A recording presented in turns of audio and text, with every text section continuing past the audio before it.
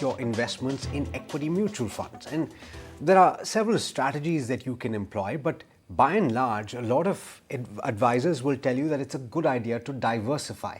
To that end, there are a few mutual fund schemes that tell you that they do this for you. Flexi-cap mutual fund schemes are meant to have the freedom to invest across various market capitalizations. And multi-cap, which was the erstwhile definition of Flexi-cap, is meant to do just that. But are Flexi-cap mutual fund schemes really doing what you want them to do in terms of the diversification that you should have? We're going to talk about this in a lot more detail. Hemant Rustagi of WISEINVEST Advisors is joining me. Hemant, good evening to you, and thank you so much for taking the time. I guess we should start with a conversation about why it is important to diversify and what the definition of these schemes are. You're talking about flexi cap, you're talking about large cap, mid cap, small cap.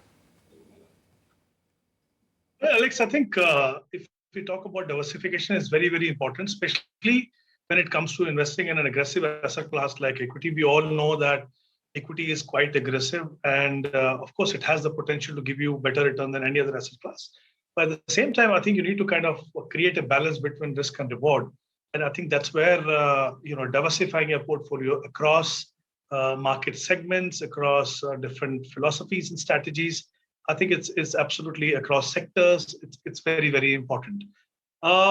Before we get to the definition of these funds, I think it's important to understand as an investor what these segments actually are and what is the definition of these three segments of the market. As per SEBI's definition, the large cap companies are the top 100 companies in terms of market cap. And from 101st to 250th company in terms of market cap are mid-cap companies. And any company which is beyond 251st is basically considered to be a small cap company. So as we can see that, the universe of small companies, small cap stocks is much, much larger as compared to other two segments. If you look at the definition of these funds, the Flexi-cap fund, as you rightly mentioned, is a fund where the fund manager has to invest 65% into equity. That's the only guideline which is there. And he has the flexibility to decide, how much exposure should be there in different market caps. But most of the fund that you see generally would have a bias toward the large cap, but there is flexibility depending on what is the view of the fund manager in terms of which segment will do well, where the valuations are. So this is as far as the Flexi-cap funds are concerned. A large cap fund is a fund where the fund manager has to invest at least 80% of his assets in the large cap stocks. We just saw what is the definition of large cap companies. And the mid cap funds are the ones where the fund manager has to invest 65% of his assets in mid cap companies. And there is a flexibility in terms of the remaining 35%. He could either actually invest more in mid cap or maybe across different market segments. And a small cap fund is a fund where the fund manager has to invest at least 65% of the assets in small cap companies. And the rest can be invested across market caps or even higher in the small cap segment. So this is broadly the definition of these different type of funds. Before we delve a little deeper into Flexi-cap and what it's meant to do, Hemant, just to stress on why the SEBI has probably thought about this classification, why mutual funds themselves divide it in this way. What is the potential for growth? So to explain the risk reward here, you would talk about large cap giving you a certain potential for growth. Small cap, on the other hand, you're talking about a number of companies that have a smaller market capitalization, but the potential to become larger companies, to grow very quickly. Is that how you understand it? That the potential for reward is significant, but there is also higher risk?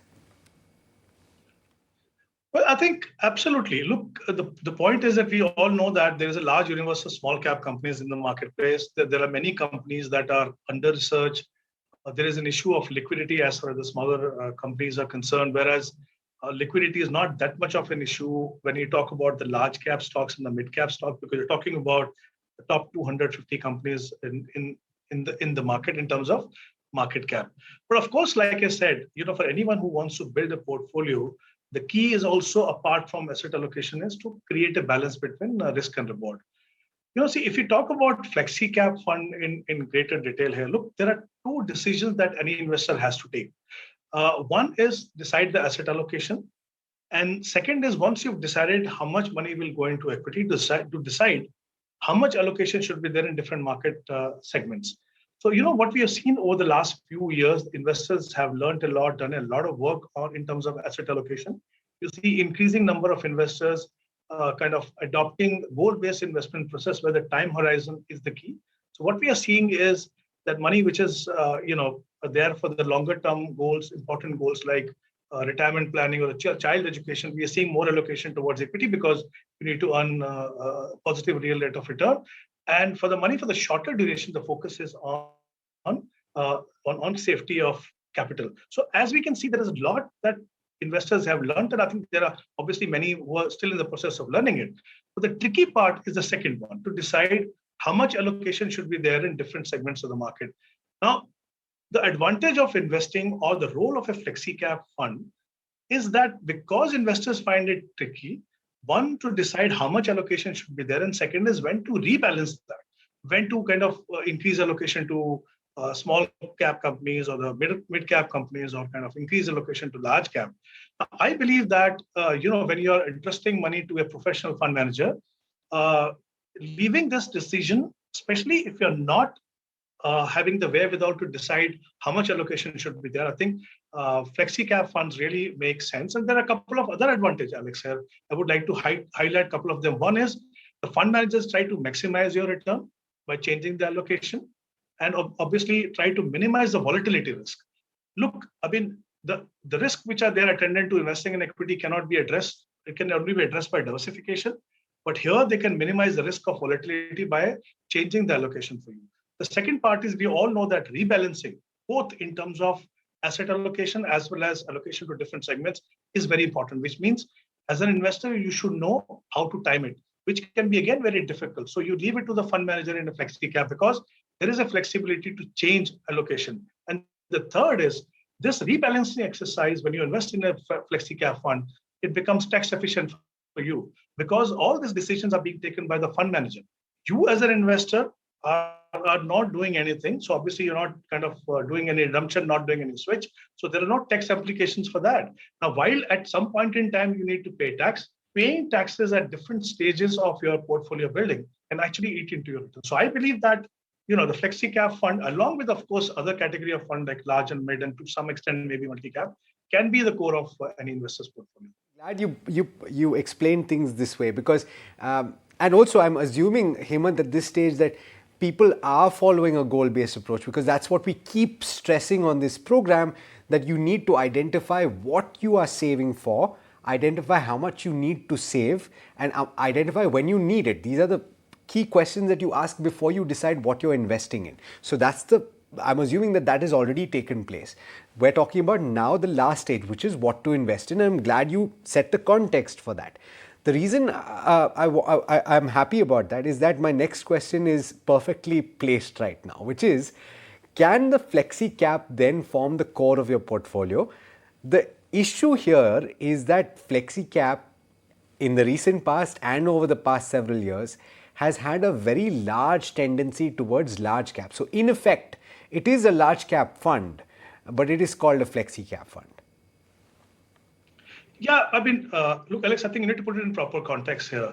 So look, if you look at the allocation today, currently, I agree that majority of the Flexi-cap funds have a very heavy exposure to large cap stocks, to the extent of, I would say, maybe 80 to 85 to 90% at times.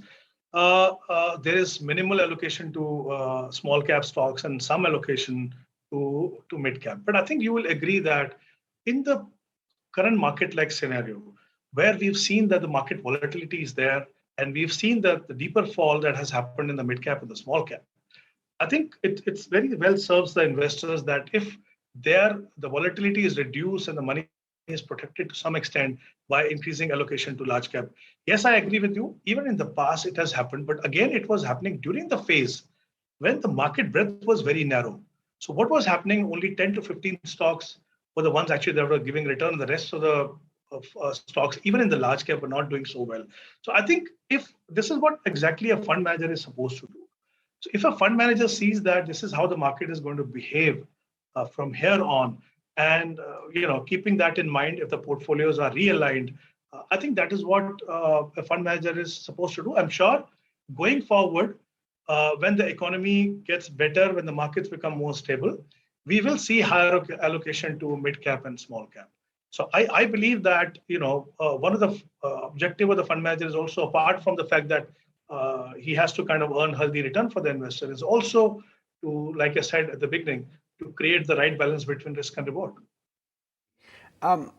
Just a point in terms of if somebody wants to do has the wherewithal to do the diversification by themselves, is that a bad idea? And I also want you to point out whether Flexicap can form the core of your portfolio or not, because in effect, you're talking about 80% on not 80%, but you're talking about 60% of your portfolio in certain cases, which is forming the core, and you have a satellite allocation of 20% towards certain other things, right?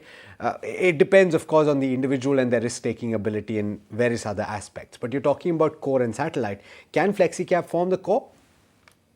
Well, it can certainly form the core. Like I said, I think for any long-term investor, especially the ones who are not managing their portfolio very aggressively, I think having a bias toward large cap, I think is a good thing.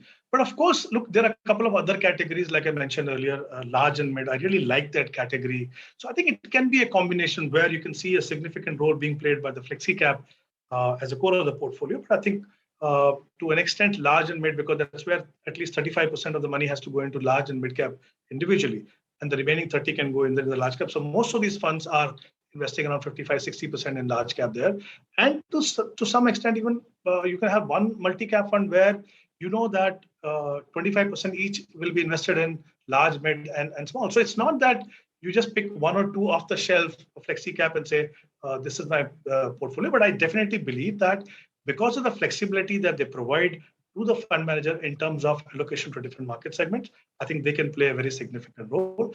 Coming to the point of, like you mentioned, whether there is a merit in opting for individual funds for investing in different segments, yes, there is. And as you rightly mentioned, if you as an investor think that you have the wherewithal to decide your allocation to equity and your allocation to different market segments, I think it makes sense, because the bigger advantage there is one that you can pick and choose the right kind of fund. So when I'm talking about the right kind of funds, I'm not only talking in terms of performance, I'm also talking about in terms of consistency in performance and also the quality of the portfolio.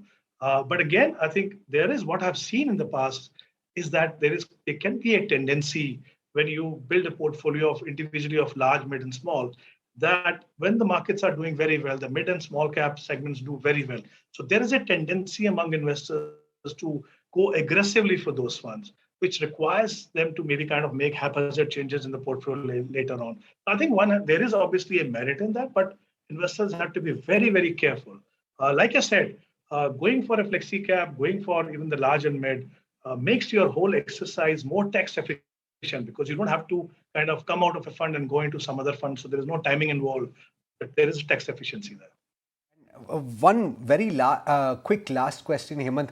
The tendency, especially when you're looking to build and you're diversifying yourself, is to invest in a lot of schemes. And I've seen this very often, people having 10, 15 mutual fund schemes. This is counterintuitive, right? Counterproductive. It is. I think the fact remains that mutual fund by nature are diversified. So when you invest your money is invested across different segments, sectors, different investment strategies and philosophies. When you have too many funds, now I think let's understand this very quickly. There can be many funds. I'm not obviously talking about too many funds in the portfolio, because you have a debt portfolio, you have a hybrid portfolio depending on your time horizon. You may have even fixed maturity plans. So there can be obviously. Investors should not confuse that I should have only 4 or 5 funds in my entire portfolio within a goal. I have seen portfolios where somebody is investing 10,000 rupees in 10 funds. What happens? There is an overlap. You have 4 or 5 large cap funds. They all behave the same, right? So I think if you want to avoid overlap and if you want diversification in your portfolio in the real sense, you can actually very well achieve even with the selection of 3 or 4 funds. Select your funds carefully, select the category of funds carefully. You can have a much better diversification than having 10 funds in the portfolio. Thank you so much, Hemant. Very nice having you on the show. Thank you so much for taking the time. Thank you, Alex.